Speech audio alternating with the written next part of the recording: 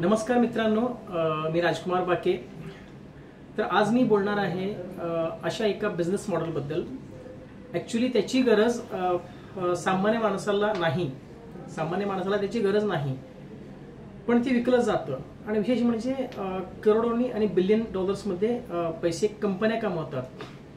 आता for example me one by one तुम्हाला सांगायला गेलो तर पहिल्यांदा येतं फेसबुक। खूप लोक असंही म्हणतील फेसबुकमुळे आमचं कम्युनिटी टच आहे किंवा ह्या समाज माध्यमामुळे आपण एकमेकाशी कनेक्टेड राहतो, असं बऱ्याच लोकांना असं वाटत असतं। ओके, जस्ट तुम्ही विचार करा की एका फेसबुकमुळं तुमचे काही प्रॉब्लेम ॲक्च्युली क्रिएट झाले का प्रॉब्लेम सॉल्व्ह झाले, हे जस्ट तुम्ही विचार करा। ॲज अ सामान्य माणसाबद्दल मी बोलतोय, मी जस्ट बिझनेसमॅन बद्दल बोलत नाही।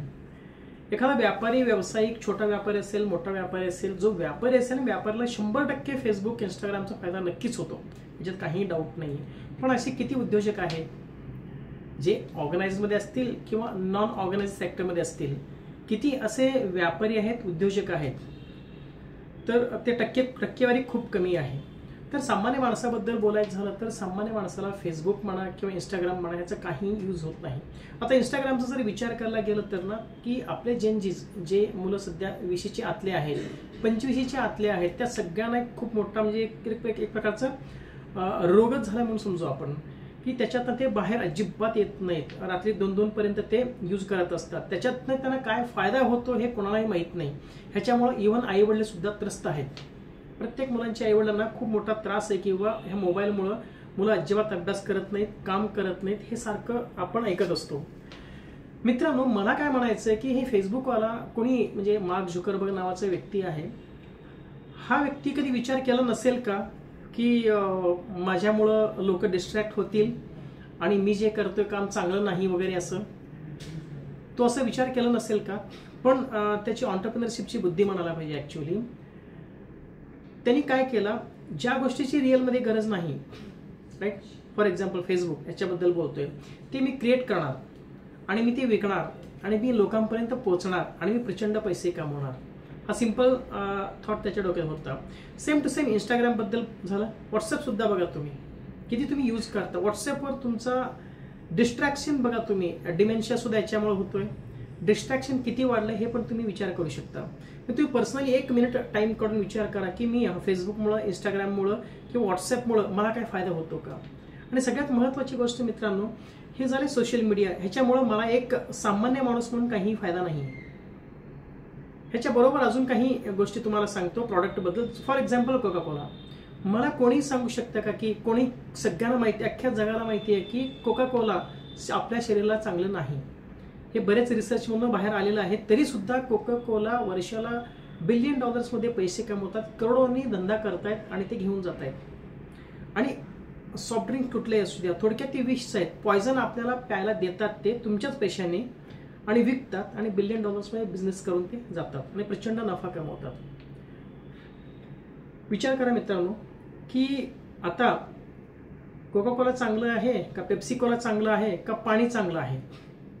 पाणी चांगलं, नक्की पाणी चांगलं। आणि आता पाण्याच्या धंद्याबद्दल सुद्धा बोलतोय। आता पाणी ॲक्च्युली पॅकेज वॉटर प्यायला पाहिजे नाही प्यायला पाहिजे हा तुमचा वैयक्तिक प्रश्न आहे, पण हजारो वर्षापासून पाणी हा फ्री आहे, राईट, हजारो वर्षापासून पाणी हा फ्री आहे। पण पाण्याचा ना वापर कसं करण्यात गेलं, एक पॅकेज वॉटर म्हणजे एका बाटलीमध्ये पाणी बंद केलं, बंद करून त्यांनी विकायला सुरुवात केली, आज बिलियन डॉलर्सची कंपन्या झाल्यात।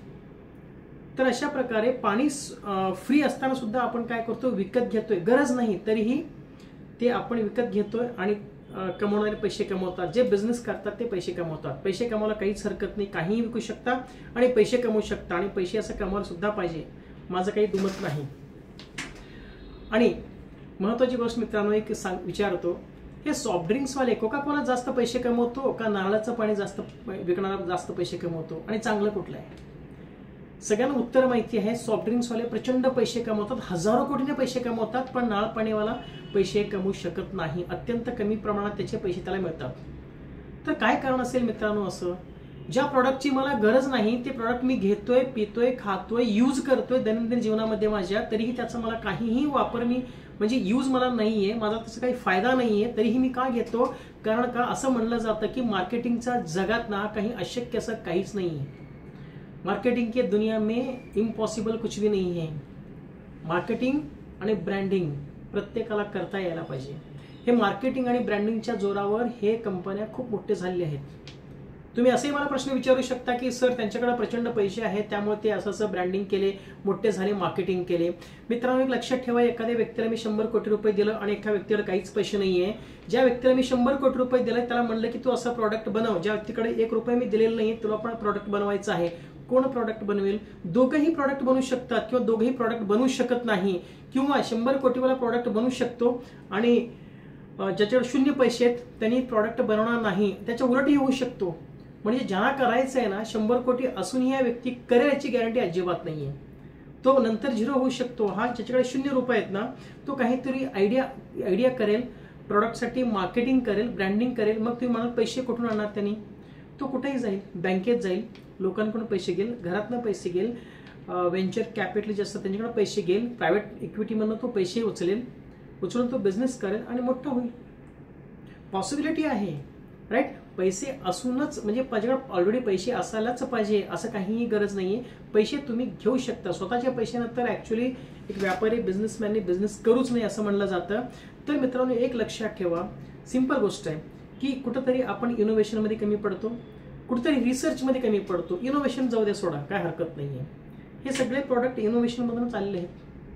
इनोव्हेशन जोडा, कमीत कमी रिसर्च करू शकतो आपण. एखाद्या व्यापाऱ्याची जर आपण विचार केला ना, तुम्ही एखाद्या दुकानामध्ये जावा, एक व्यापारी बसलेला असतो, कधी कधी निवांत बसलेला असतो, निवांत तो मोबाईलवर काहीतरी रील्स बघत असतो, काहीतरी व्हॉट्सअपवर नाही त्या गोष्टीवर डिस्कशन करत असतो. त्यावेळेला त्यांनी थोडंसं रिसर्च करू शकतो का? ह्या गोष्टीबद्दल विचार करणं खूप गरजेचं आहे. आणि मी बऱ्याच वेळा असं बघितलं की बरेच व्यापारी निवांत बसलेले असतात, चहा पित बसलेले असतात. ओके, काय करायचं म्हणून चहा प्यायचं. आणि सगळ्यात महत्वाचं की व्यापारी उद्योजक तुम्ही असाल ना, तुम्ही फिजिकली फिट असायलाच पाहिजे.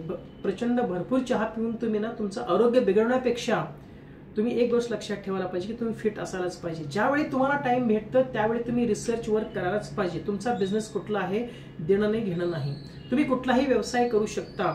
आणि मला तर असं वाटतं की तुम्ही कोका कोला आणि पेप्सी सारखं, मी कोका कोला आणि पेप्सीला नाव ठेवत नाही, पण कोका कोला आणि पेप्सी सारखं तुम्ही विष तरी विकत नाही ना. विचार करा, पाण्याचं बॉटल जर आपण म्हणजे फ्री पाणी असून सुद्धा आपण बॉटल बंद पाणी पितो, ह्याचा अर्थ काय आहे? की त्याचा अर्थ आहे की मार्केटिंग, जबरदस्त ब्रँडिंग केलेले आहेत. त्यामुळे त्यांचं ते चालतं आणि आपलं चालत नाही. आपणही कुठं ना कुठं एक रिसर्च करण्याची वेळ आलेली आहे. प्रत्येक व्यापाऱ्याने माझं एक विनंती आहे, तुम्हाला ज्यावेळी टाइम भेटतं त्यावेळी थोडं रिसर्च करा. खरं बघायला गेलं तर जर तुम्ही दररोज 10 ते 15 मिनिटं तुमच्या प्रॉडक्टबद्दल, तुमच्या बिझनेसबद्दल, तुमचा जो रेव्हेन्यू जनरेशन मॉडेल आहे त्याच्याबद्दल, तुमच्या मार्केटिंग स्ट्रॅटेजीबद्दल, तुमच्या सेलिंग स्ट्रॅटेजीबद्दल आणि कसं एक्झिक्युशन करायला पाहिजे त्याच्याबद्दल फक्त दररोज 15 मिनिट जरी तुम्ही दिलात ना तुमच्या प्रॉडक्टसाठी, तुमच्या बिझनेससाठी, मित्रांनो सांगतो फक्त 1 महिन्यामध्ये तुमचा बिझनेस कुठल्या लेवलला जाते यू कांट इमॅजिन. तुम्ही इमॅजिन करू शकत नाही. आज जर तुम्ही 6 महिने केलं तर तुमचा बिझनेस ना कम्प्लीट ऑटोमेटमध्ये तुम्ही स्वतः आणू शकता. सो मित्रांनो, आजच्या व्हिडिओमध्ये एवढाच. पुढच्या व्हिडिओमध्ये परत काहीतरी नवीन घेऊन येईल. तोपर्यंत धन्यवाद.